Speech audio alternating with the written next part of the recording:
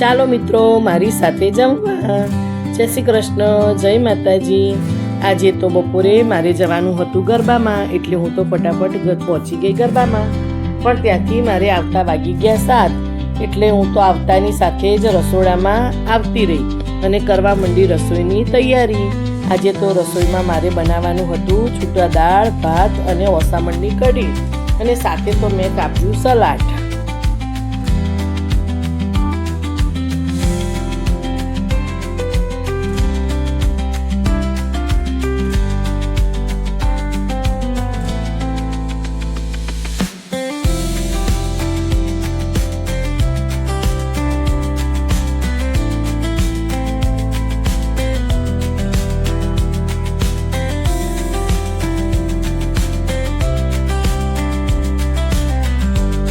રસોઈ બની ગઈ અને બધી તૈયારી થઈ ગઈ, ત્યાં તો આવી ગયા મધુર, અને પછી અમે તો બેસી ગયા જમવા।